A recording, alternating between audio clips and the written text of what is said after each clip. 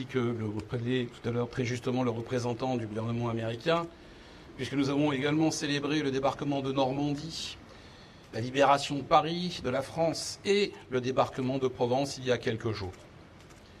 Et ce débarquement de Provence illustre à lui seul ce qu'a été la coalition des Alliés pour libérer la France. En Normandie, ce sont les forces alliées. En Provence, ce sont également les forces alliées, mais pour la première fois, des centaines de milliers de Français libres qui débarquent. Et la libération de Mandelieu en est l'illustration parfaite, puisque le premier jour du débarquement, sur nos plages, les commandos français sont massacrés par les défenses allemandes. Quelques jours plus tard, alors que les combats font rage, c'est un régiment américain, le 509e de parachutistes, qui est chargé de faire sauter le verrou de la Côte d'Azur, qui est le massif de l'Estérel, et le château qui aujourd'hui, château Agécroft, surplombe notre ville. Cette campagne devait à l'origine être une campagne facile. La libération de la Côte d'Azur devait être surnommée la promenade du Champagne. Il en fut malheureusement autrement. Les Allemands s'étaient fortifiés. Et dès son arrivée, les parachutistes américains furent pris sous le feu des défenses allemandes. Les canons sur rail qui étaient embusqués dans les tunnels ferroviaires sortaient pour tirer et se remettaient immédiatement à l'abri de l'artillerie navale alliée. Par cela, ils continuaient leur pilonnage. Les châteaux étaient constellés de mitrailleuses. Et nos plages, et vous le voyez encore aujourd'hui, parsemées de bunkers. Il faudra plusieurs jours de combat au corps à corps aux parachutistes et aux soldats alliés pour franchir ce verrou et libérer la ville de Mandelieu. Et ce matin, nous étions encore sur cette cérémonie pour rendre hommage à la trentaine d'entre eux qui sont morts sur ces quelques mètres carrés où aujourd'hui on passe des vacances, aujourd'hui on est dans la douceur de vivre et on oublie le sang de ceux qui se sont sacrifiés. Et cette commémoration aujourd'hui est là pour vous rappeler à toutes et à tous, aux anciens qui ont porté l'uniforme, à nos porte-drapeaux, à ceux qui font vivre la mémoire des combattants et que je salue, car il faut faire vivre cette mémoire, à ceux qui portent l'uniforme. Cette cérémonie est là pour rappeler que la liberté est un bien que seul le sang permet aujourd'hui de défendre et de faire vivre. Cette liberté a coûté de nombreuses vies. Cette douceur de vivre qui est la nôtre aujourd'hui est née dans la douleur et les atrocités de nombreuses guerres, mais surtout de cette guerre. De cette guerre qui a vu notre pays occupé pendant plus de 4 années par une armée qui était sous une doctrine nazie. Une doctrine qui avait grandi en Allemagne et que tout le monde avait vu prospérer et pour laquelle personne n'a rien fait.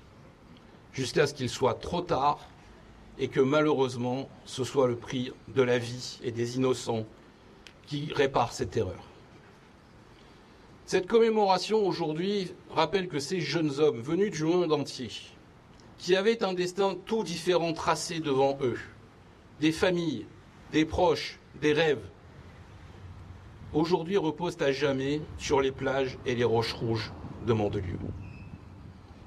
Et ces jeunes hommes aujourd'hui, dont les noms sont gravés sur nos monuments, sur les plaques auxquelles nous devons rendre hommage, ils nous parlent à travers l'éternité.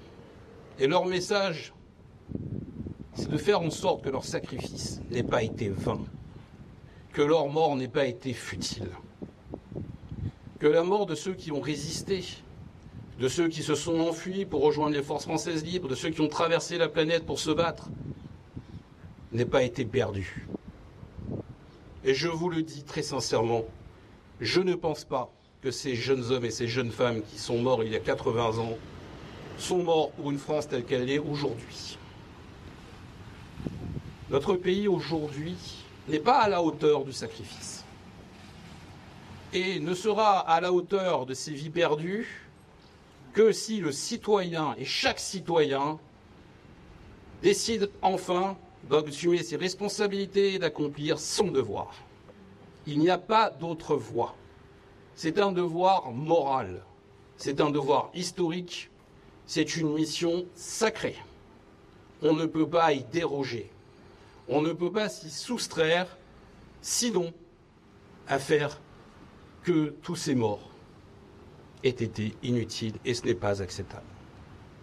C'est ça le message de ces commémorations que je tiens à transmettre d'année en année, de cérémonie en cérémonie, puisque à chaque fois que nous organisons, à chaque fois que nous recevons, que nous nous souvenons, on ne peut s'empêcher d'imaginer ce qu'auraient pensé ces hommes s'ils avaient vu le spectacle lamentable que nous offrons actuellement. Et c'est pourquoi je compte sur chacune et chacun d'entre vous pour relever la tête, pour porter ce message et porter ces valeurs.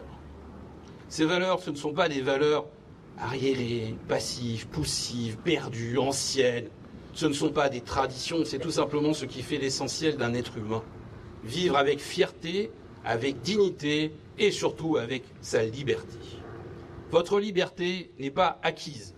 Votre liberté se paiera au prix du travail, au prix du sacrifice et parfois même au prix du sang de ceux qui combattent.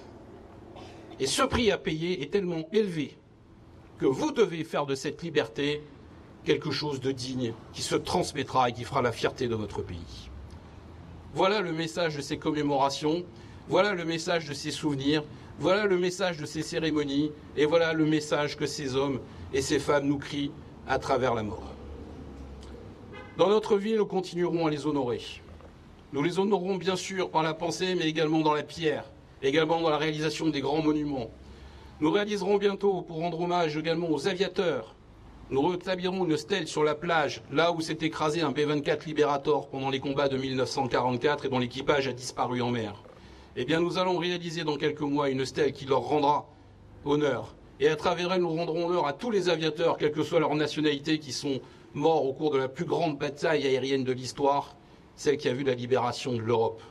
Nous commémorerons également ces combats de terre qui ont vu les parachutistes se sacrifier, mais à travers elles tous les soldats français de toutes les guerres, sur tous les continents du monde, et qui aujourd'hui reposent sur la mer, dans les airs, dans les jungles, dans les terres, dans les déserts, ceux qui aujourd'hui ont disparu et dont le nom doit être pour nous non seulement un message, mais un devoir. Nous nous battons non pas pour nous nous battons pour notre pays, nous nous battons pour la France, pour la liberté. Et dans ce combat-là, nous nous battons donc pour le monde et pour le respect de l'humanité contre tous les ennemis, qu'ils soient de l'extérieur et aussi ceux de l'intérieur. Vive la liberté, vive Mandelieu et vive la France! Bravo.